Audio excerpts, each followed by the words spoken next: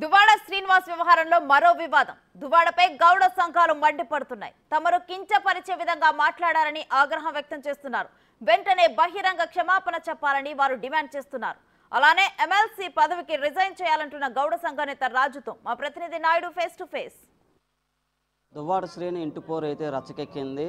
తమ కులాన్ని కించపరిచే విధంగా దువ్వాడ శ్రీను కుటుంబ సభ్యులు మాట్లాడారంటూ గౌడ సంఘాలు విశాఖలో ఆందోళన పట్టుబట్టాయి. తక్షణమే దువ్వాడ శ్రీను దీనిపై మాట్లాడాలి, అలాగే తన ఎమ్మెల్సీ పదవి కూడా రాజీనామా చేయాలంటూ గౌడ సంఘాలు అయితే ఆందోళన పట్టుబట్టాయి. ప్రస్తుతం అంతా గౌడ సంఘాల నేతలు ఉన్నారు. సార్ చెప్పండి, ఎందుకు మీరు దువ్వాడ శ్రీని ఎమ్మెల్సీ నుంచి తప్పించమంటున్నారు? ఈరోజు 2-3 రోజులుగా దువ్వాడ శ్రీనివాసరావు గారి ఇల్లీగల్ అఫైర్స్ ఇష్యూస్ మీడియాలో నడుస్తూ ఉంది.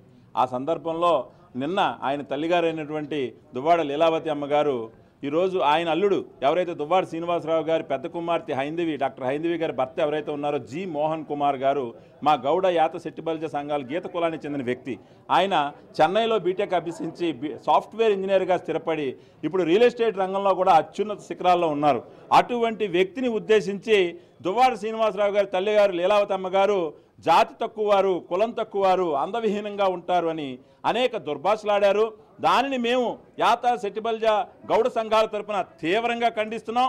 గీత ఉపకులాలంటే ఇంత చులకన అని ఈరోజు వైఎస్ఆర్సీపీ పార్టీని, దువ్వాడ శ్రీనివాస్ని, జగన్మోహన్ రెడ్డిని కూడా మేము అడుగుతున్నాం.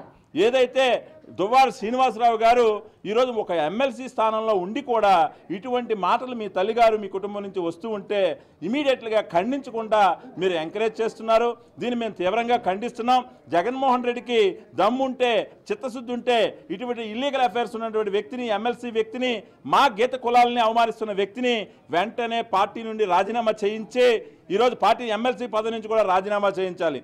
లేని పక్షంలో వైఎస్ఆర్సీపీ ప్రభుత్వం ఈరోజు భూస్థాపితం అవుతుందని యాత శెట్టిబలిజ గౌడ కులాల తరపున మేము హెచ్చరిస్తున్నాం. దువ్వాడ శ్రీనివాస్, ఈరోజు ఏ విధంగా నువ్వు మహిళలను కించపరుస్తున్నావు? ఈరోజు బిడ్డలను కూడా కొడుతూ ఈరోజు మాలాంటి అణగారిన వర్గాలను కూడా దూషిస్తున్నటువంటి ఇటువంటి వ్యక్తిని వెంటనే గవర్నర్ గారు కూడా, జాతీయ మహిళా సంఘం, రాష్ట్ర మహిళా సంఘం కూడా సుమోటోగా కేసు తీసుకొని ఇమీడియట్గా ఈ ఎమ్మెల్సీ సభ్యత్వాన్ని రద్దు చేయాలని డిమాండ్ చేస్తున్నాం. మా ఇంటి పోరుని కావాలని అధికార పార్టీ రాజకీయం చేస్తున్నాను దువ్వాడ శ్రీని చెప్తాను. ఈరోజు ఆయన ఒక రాజకీయంగా మాట్లాడాలని మాట్లాడుతున్నారు, కానీ ఎవరు రాజకీయం చేస్తున్నారు సార్? నువ్వు నీ భార్యా బిడ్డల్ని కట్టెలు పట్టుకొని కొట్టబోతున్నావు, మీడియాలో చూసాం. అది రాజకీయం ఏముంది సార్? నీ బిడ్డల్ని, నీ భార్యని నువ్వు వేధిస్తున్నావు, ఇల్లీగల్ అఫైర్స్ పెట్టుకున్నావని అవతలావిడ కూడా మాట్లాడుతున్నారు, అడల్టరీ గురించి మాట్లాడుతున్నారు. ఇంకా మీకు చిత్తశుద్ధి ఏముంది సార్? ఈ రాజకీయంగా మా ఏ విధమైన సంబంధాలు ఉన్నాయి? ఈరోజు మీ తల్లిగారు మా కులాన్ని అవమానించారని మేము అందరం బయటకు వచ్చాం. దీనికి రాజకీయంగా రాజకీయ కోణం అసలు లేదు.